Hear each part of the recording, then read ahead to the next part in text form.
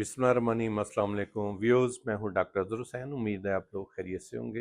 Viewers, आज हम जो बीमारी डिस्कस करने जा रहे हैं वो है प्रोस्टेट कैंसर। प्रोस्टेट कैंसर जो है ये मर्दों में प्रोस्टेट गदूद के अंदर पाई जाने वाली एक बीमारी है।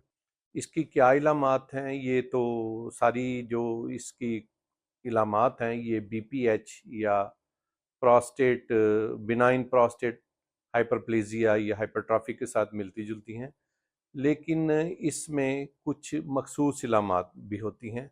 सबसे हम पहले हम देखते हैं कि प्रोस्टेट ग्लैंड क्या होता है। प्रोस्टेट ग्लैंड मर्दों में जो पेशाब की नाली है उसके मुंह पर होता है। ये अखरोट की शक्ल का एक गदूद है और इसका साइज 20 से 25-30 ग्राम के दरमियान हो सकता है। इसका काम जो है वो मर्दों के अंदर सीमन या मनी को बनाने में एक किरदार अदा करना है।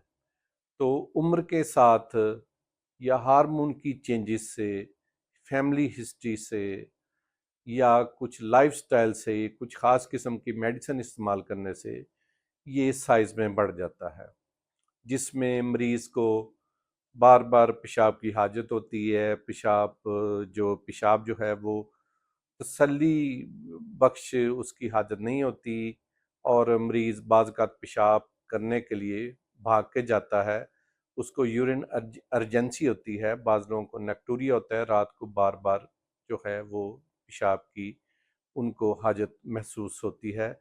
बाज़-औक़ात कतरा कतरा पेशाब आता है या बाज़-औक़ात जो है वो पेशाब की धार जो है वो बहुत कमज़ोर होती है। कई दफ़ा टाइम लगता है पेशाब करने पर, पूरे तौर पर जो है वो मसाना खाली नहीं होता। बाद में भी ऐसे लगता है कि जैसे अभी पेशाब आ रहा है। पेशाब में जलन भी हो सकती है, दर्द भी हो सकती है। लेकिन जो प्रोस्टेट कैंसर का मरीज़ होता है उसमें इन तमाम इलामात के साथ साथ पेशाब के अंदर ब्लड भी आ सकता है और ये ब्लड पेशाब के अंदर भी आ सकता है और मनी के अंदर भी आ सकता है।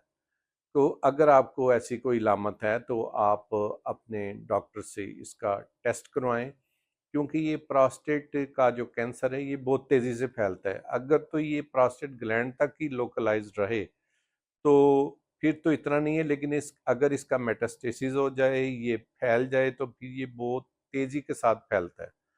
तो अगर ऐसी कंडीशन हो तो फिर इसके लिए कुछ डॉक्टर जो है मखसूस टेस्ट करवाते हैं, जिसमें कि PSA टेस्ट है, अल्ट्रासोनोग्राफी है, इसके अलावा सेस्टोग्राफी है और भी कुछ टेस्ट हो सकते हैं। अगर आपको ऐसा कोई मसला है तो उसमें आप अपना जो एलोपैथिक इलाज है उसके साथ साथ आप होम्योपैथिक ट्रीटमेंट भी ले सकते हैं। इसके लिए बेहतर है कि आप किसी अच्छे करीबी अपने होम्योपैथिक डॉक्टर से कांटेक्ट करें या आप डायरेक्ट मुझसे भी रब्ता कर सकते हैं। अगर आप मुझसे मिलना चाहते हैं तो उसके लिए मेरा व्हाट्सएप नंबर आप यूज़ कर सकते हैं, 0328010101 6। इसके लिए एक होम्योपैथिक की मेडिसिन मखसूस भी आती है, बनी बनाई मेडिसिन आती है विल्मर शॉबे जर्मनी की।